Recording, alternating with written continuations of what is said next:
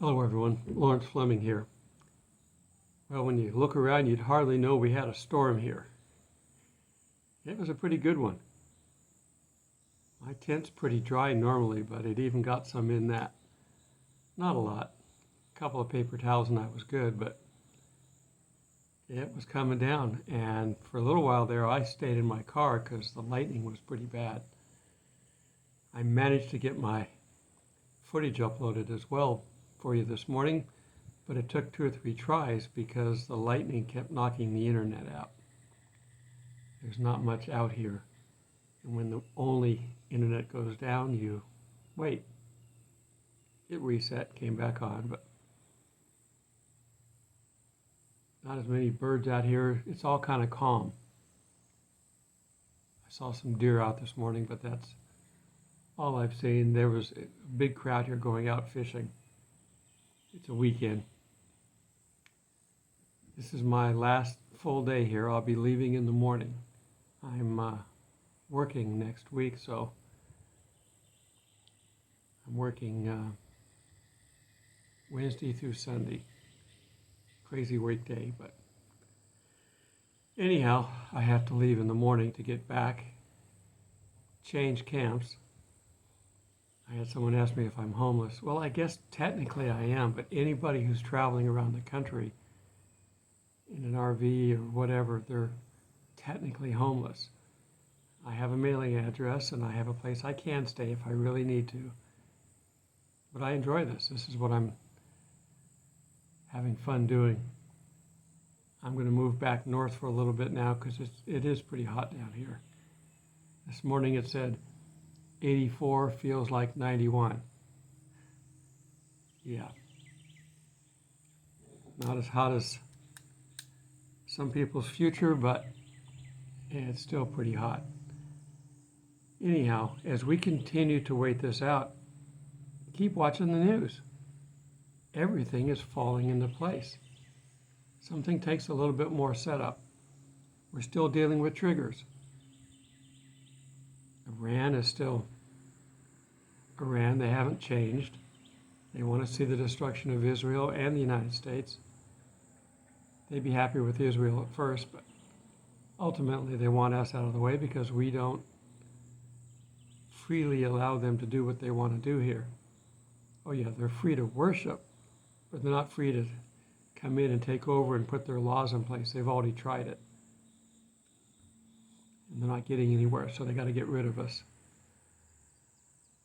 Russia's still doing their thing in Ukraine. I'm surprised that they're still there. Oh, the bugs are back out in force today after the rain yesterday. One thing about the rain is it gets the bugs out of the way. They weren't bugging me.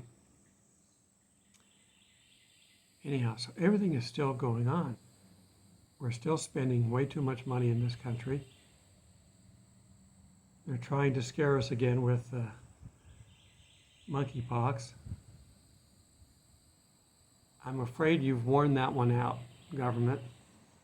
Now, if you want to declare martial law and take over and do whatever you want to do, throw the Constitution out, I know that's in your plans. I don't know if you've replaced everybody that you would need to do that with. Our military at one time probably would have stopped you, but I'm not sure. You've been busy replacing some of the high-ranking officials, so I'm not sure if we're going to have a chance to do that. But when you get to that point, I'm sure that's what you're planning on doing. And you're getting us accustomed to it. But you and I will know that in order to really be able to do that, you've got to get this country to get into a depression, a big one, not a recession. All the things that we're seeing, food shortages, high cost of gasoline, they're just the tip of the iceberg. If we're supposed to pay a day's wages for a loaf of bread, we're a long way from there. They're talking about famine in Africa being the worst ever in record history. Well, we know they can have some pretty bad famines there because there's not a lot of infrastructure. The tin pot dictators that run the governments in many parts of Africa take all the money for themselves. They buy all the luxuries for themselves and let the people starve. And they go looking around for handouts. They go, we're poor and impoverished. We need help. Give me $100 billion and we'll be fine. And of course we do. And the dictators pocket the money and the people still starve. I don't understand how our government can be fooled that way so many times. Put conditions on it. Put inspectors on the ground to make sure that it gets to the people. And don't send money. If you got a poor person sitting on a corner with a sign asking for money, I never give them money.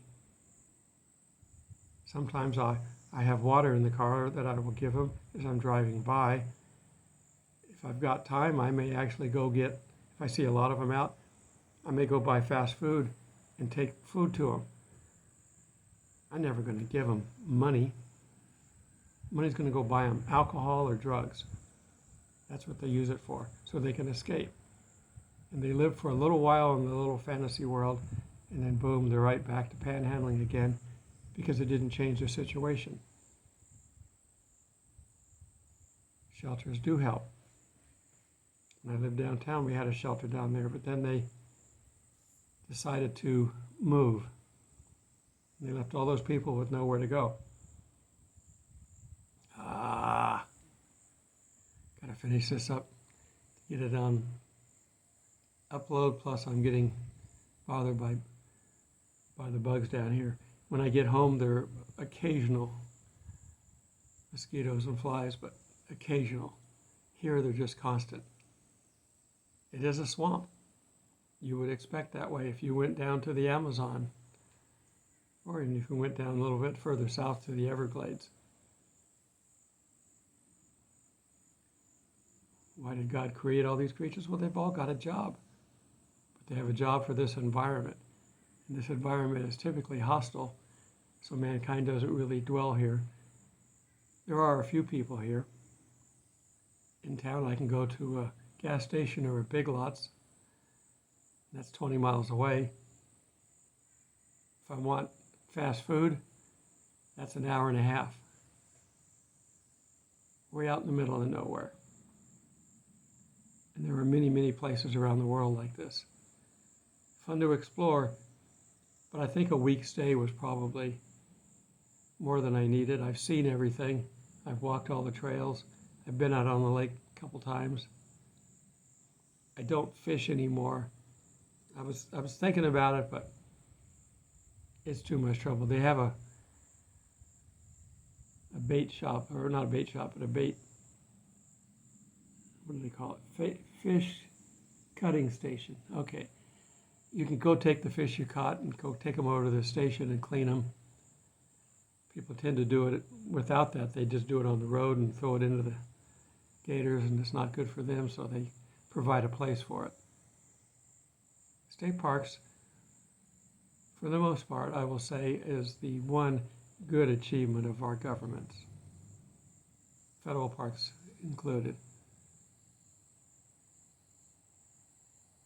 I wish the rest of the government was run like this. And the funny thing is all these outdoor attractions are governed by the Department of the Interior. Leave it to the government to come up with a stupid name. Okay, I want to read a little bit and then close this off so I can get it uploaded. I'm going to read out of Psalm 30. I will extol you, O Lord, for you have lifted me up and have let my foes rejoice over me, and have not let my foes rejoice over me. O Lord, I cried out to you, and you healed me. O Lord, you brought my soul up from the grave. You have kept me alive, that I should not go down to the pit. Sing praise to the Lord, you saints of his, and give thanks in remembrance of his holy name. For his anger is but a moment, but his favor is for life. God wants to do nothing but good for us. All we have to do is be available. You know, if you can think back to the days of courtship, you're trying to get someone's attention and they just don't notice you. And then finally when they do, you're all excited. And then you sometimes go overboard and embarrass yourself because you're being too crazy, I guess. Okay, one of the things I wanted to point out, there's a couple of beliefs that the two witnesses are going to be Elijah from one, maybe Enoch, maybe Moses. Elijah and Moses have been here before at the Transfiguration and then went back up. So it could be, but we can't use the analogy that if they haven't died before, then they could come here and then get their final death because they're going to be shot or killed by the Antichrist. The problem doesn't work if you want to apply that to Elijah, because Elijah has been here before. And I want to read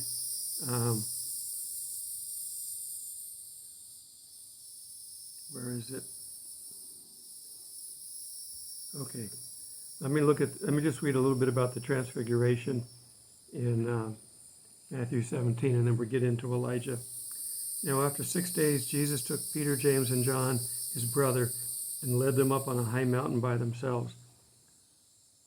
Those four were his favorite. Led them up on a high mountain by themselves, and he was transfigured before them. His face shone like the sun, and his clothes became as white as the light. And behold, Moses and Elijah appeared to them, talking with him. That's cool. I want to be able to do that. And Peter answered and said to Jesus, Lord, it is good for us to be here. If you wish, let us make 3 tabernacles, one for you, one for Moses, and one for Elijah. Standard to do that, I guess, for the religious elite. While he was still speaking, behold, a bright cloud overshadowed them, and suddenly a voice came out of the cloud saying, This is my beloved Son, in whom I am well pleased. Hear him. And when the disciples heard this, they fell on their faces and were greatly afraid. But Jesus came and touched them and said, Arise and do not be afraid. Notice the kindness in that. He just came over there and just touched him. He put his hands on him. Don't be afraid. He could have just said, Come on, guys, get up. Don't do this. And no, he walked over compassionately. And when they had lifted up their eyes, they saw no one but Jesus. Now they came down from the mountain, and Jesus commanded them, saying, Tell this vision to no one until the Son of Man has risen from the dead. He didn't need to add to his complications there. And why would the scribes say that, and his disciples asked him, why would the scribes say that Elijah must come first? Jesus answered them and said, Indeed, Elijah is coming first and will restore all things. But I say to you that Elijah has already come, and they did not know him, but did to him whatever they wished. Likewise, the Son of Man is also about to suffer at their hands. Then the disciples understood that they spoke of John the Baptist. So if it's someone that's never been killed before, Elijah, as John the Baptist, was beheaded. So that can't be the argument.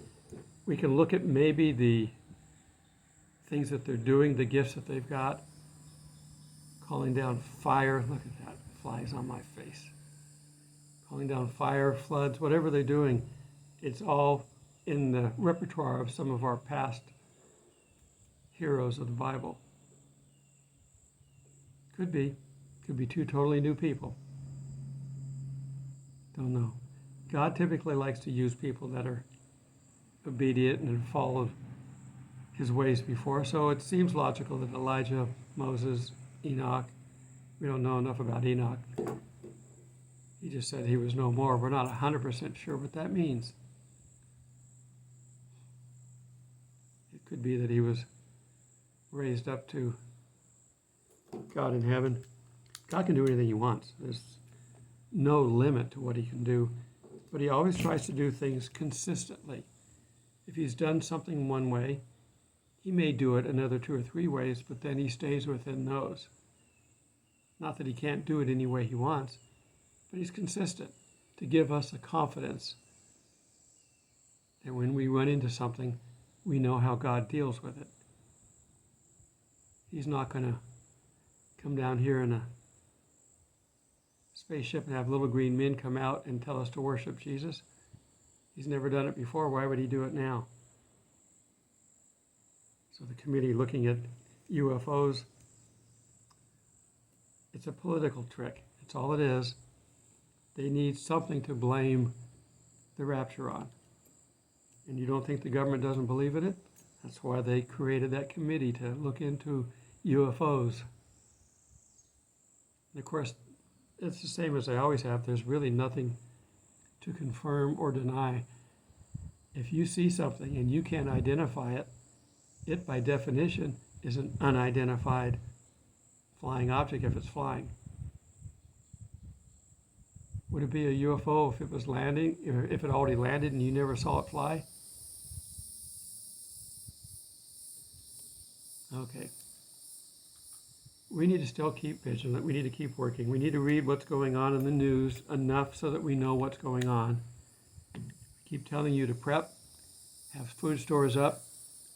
If we had any place to store gasoline, I would say do that. If you have a business with tanks that you can keep full, I would do that. Don't store it in your garage.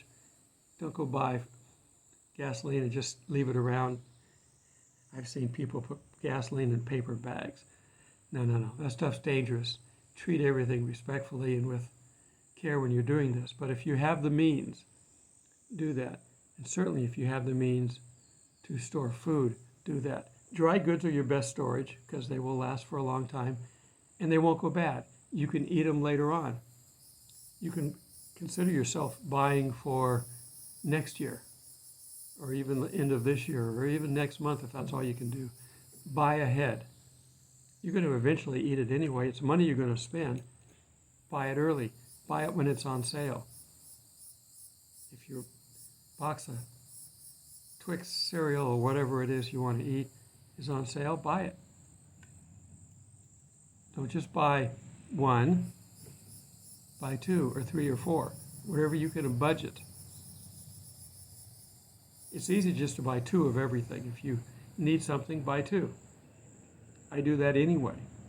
If I go to buy margarine, I don't buy one, I buy two. That way I've always got a backup that I can cycle through. Of course, that works with foods that keep. If you got something that won't keep, you can't do that. So focus on things like beans, rice, flour, all the things you need. But flour can, unless you keep it in the fridge, it can get weevils in it. So you gotta, all your stuff, you gotta know how to take care of it. We just had a couple of boaters show up with their trucks pulling their boats. I don't know if I can bring it around and show you. They're gonna go out and go fishing in that alligator fields bayou that's over there. Okay, I got the camera cockeyed, so time to say goodbye. See you in the clouds. Be kind to one another.